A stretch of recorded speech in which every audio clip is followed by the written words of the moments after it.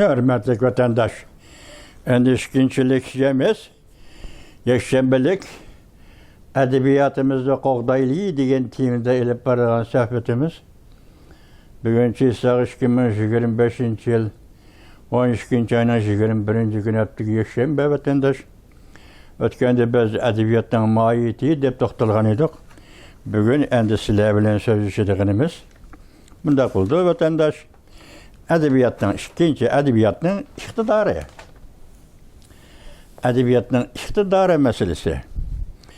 Amerika'da payda bulup Amerika'da terakki kılgan ve Amerika'da ahırlaşkan yeni tankçılar edebiyat ya yeni tankçıların tankçılığı yaki naziriyesi bula edebiyatını özü yeterlik müstakil gevde dep tonu.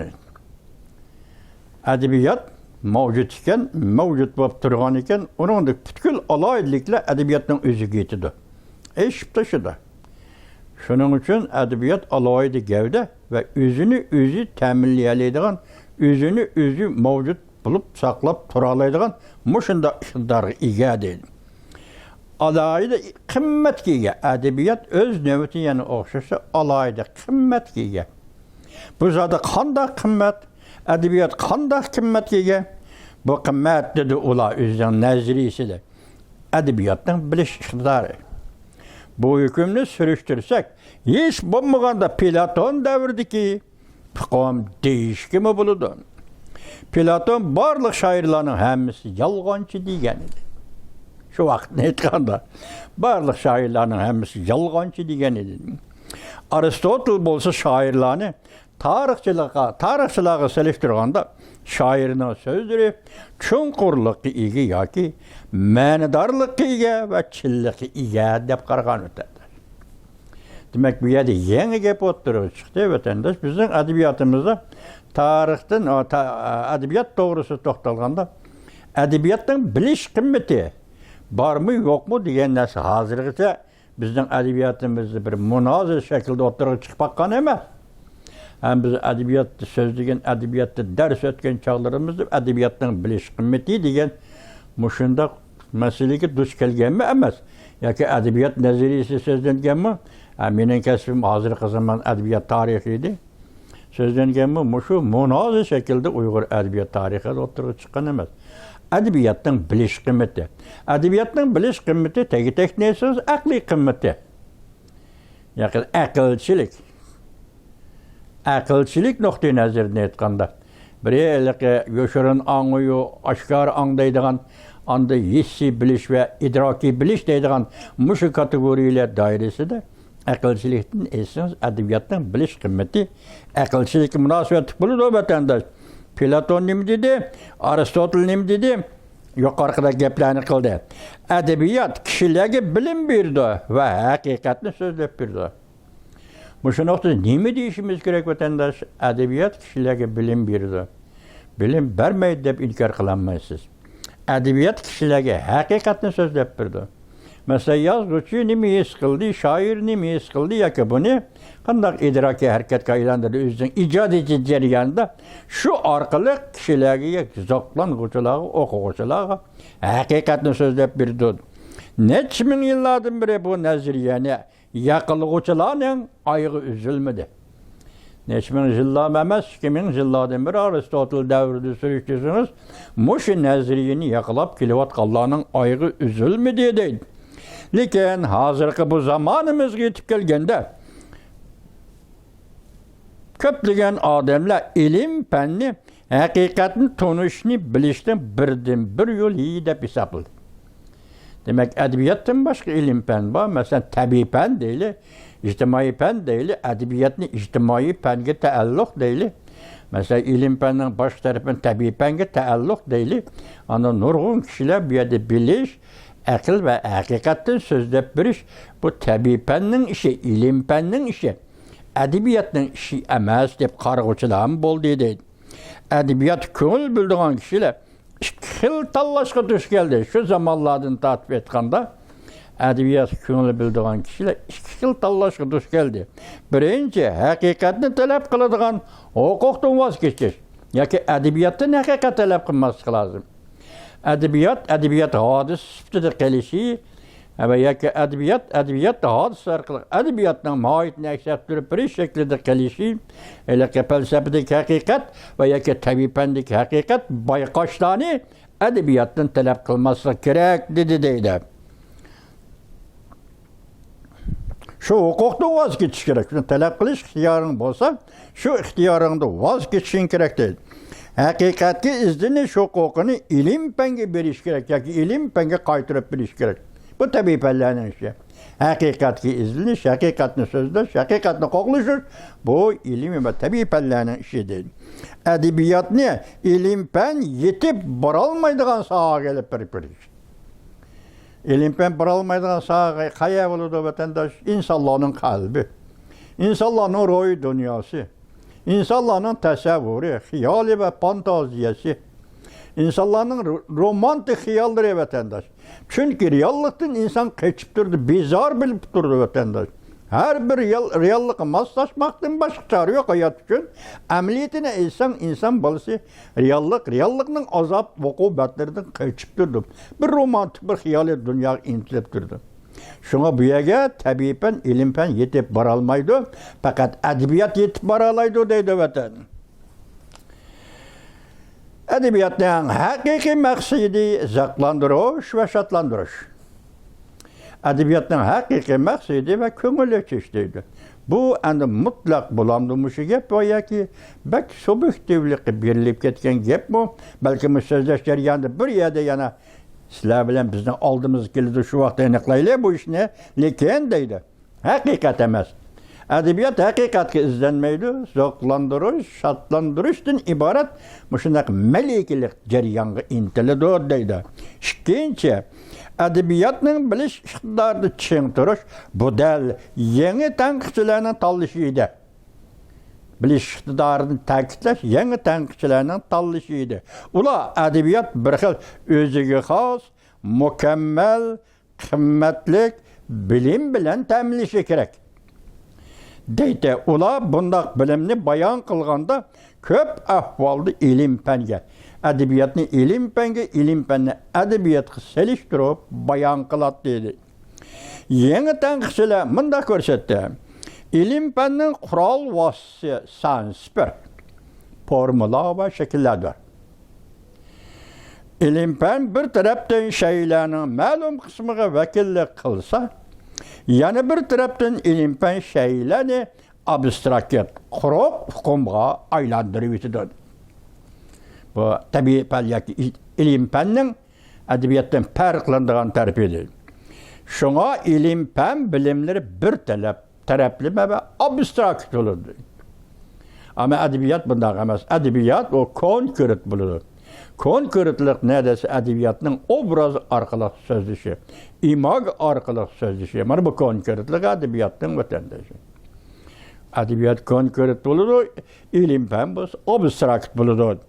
Yeni tanqıçılar edebiyatni ilim penge seliştirip, edebiyatның afzalligi ve özüge xosligini ko'rsatib berib, edebiyat beradigan bilim konkret mazmunga boy, mukammal dedi. Edebiyat tanqıçılar, yeni edebiyat tanqıçıları bilim beriş gerek, hakikat beriş gerek degende edebiyatni mana shunday mukammal bilim beradigan konkret mazmunga ega, boy, mukammal deydi vatandaş. Yangi tanqıçılar şiirning tili ve şiirning qurilmasini analiz qilish orqali bu nuqtani isbotlab berdi. Endi bu yerda şiirning tili degan gap chiqdi. Şiiriyat tili, proza asarlar tili. Masalan, alayli bunun ichida eng mukammal to'liq nuqta va paket bilan so'zlashga bo'ladigan obzor tili. Muşlarının hemisi edebiyat xas olsa şiiriyet tili arkalık, sözleri şiirinin tilini kurulmasını tədqiq qilish arkalık kişiler ahir bu noktunu ispatlap berdi deydi. Ular şunu biyetti ki, tegi sürüştürgende edebiyat bu bir xil ana til hadise eserdir.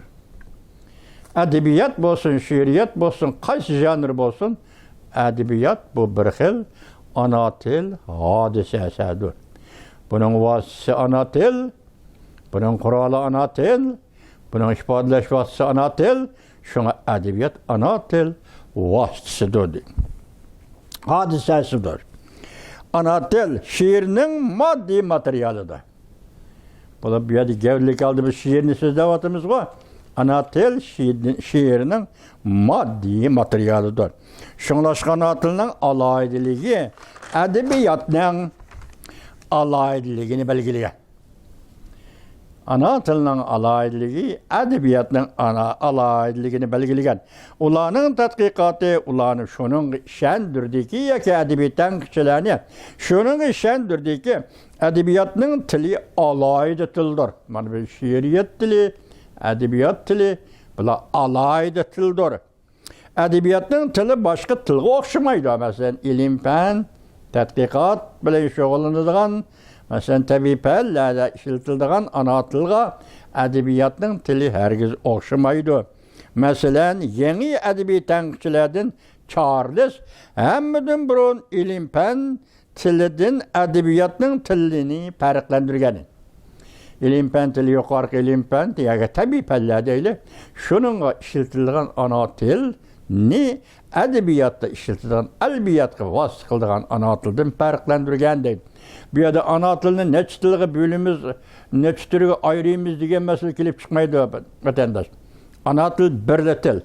Bırak bu tabi pelle, ictimai pelle, felsefe pelleri ve yine başka pelle Katarda koşup etka vakti ulağı işiltiş, bu ana tilinin kaysi kısmı ve kaysi kurulmasını işiltiş ve kaysi til bilen o özünün məqsədiga yeki kuralıga aylandırış onun işi. Lakin biz hazır bir söz davatkanımız edebiyatının. Edebiyatının tili bu ana tildirdir. Onda hesapladı.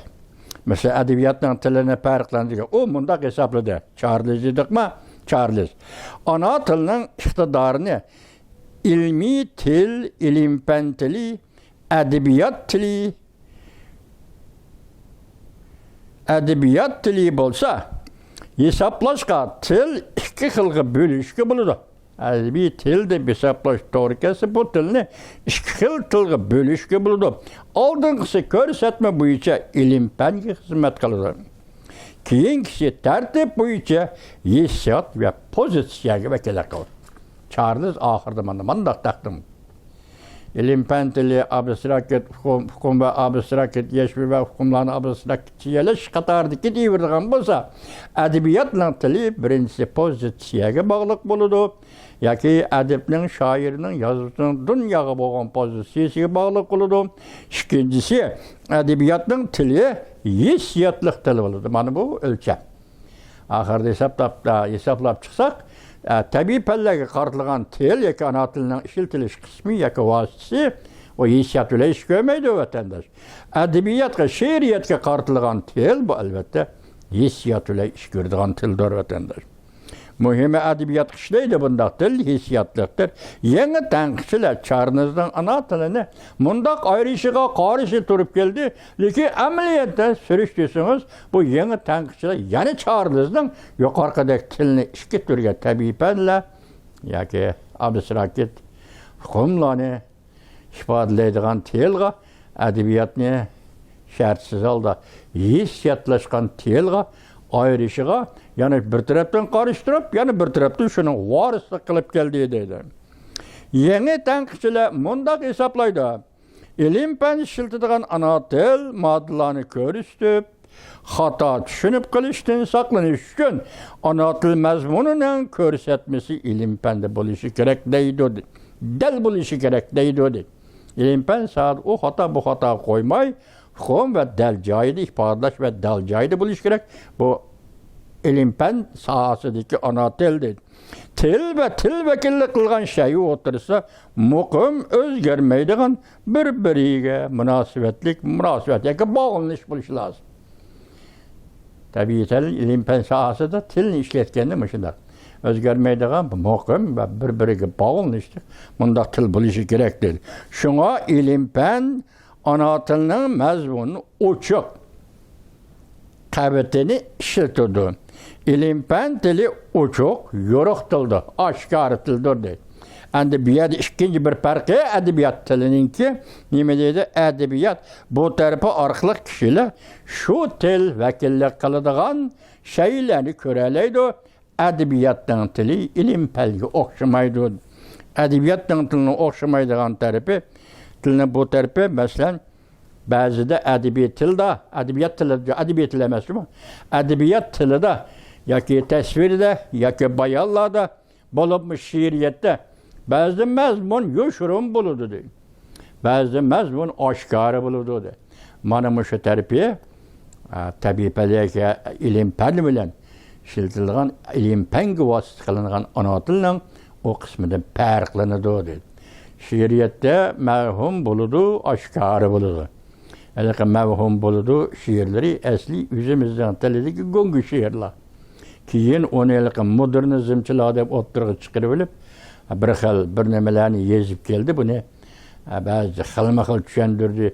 Birisi dedi sürrealizm dedi, birisi dedi bilmənilik dedi. Birinin özünə nəzirisi özü oydurub baxdı, pütürəb duranmı deyə vətəndaş. Ədəbiyyatda til üstüdə ketibətdi. Bunun degəndə ədəbi til Ədəbi til Uyğurun gazet mətbuat sahasındakı tili vətəndaş. Ədəbi til. Anandakı ədəbiyyat yoki şe'riyat tili bu şairga xos bo'lgan shoir sifatlik, shoir xususiyatlik rang olgan, shoir xususiyatlik tus olgan til yoki she'riy xususiyatlik til tus olgan til vətəndaş. Şuna şiirga işletilgan ana tiliniz prozalarga işletilgan ana tiliniz bilan farqlanadi. Bunun farqlanishi sababi nima desangiz, masalan prozalarda hissiyat bo'ladi, hissiyat bo'lmasa adabiyot bo'lmaydi vatandaş. O quruqdan quruqli bo'lmaydi ki. Ani she'riyatda xarakter yaratish bilan bo'ladi. She'r nima? Prozada xarakter yaratish bilan bo'ladi. Şe'riyatda asosan obraz yaratish va imog yaratish bilan asoslari. Dastallarni hisobga olsangiz, ulardan balki xarakter yaratishga to'g'ri keladi.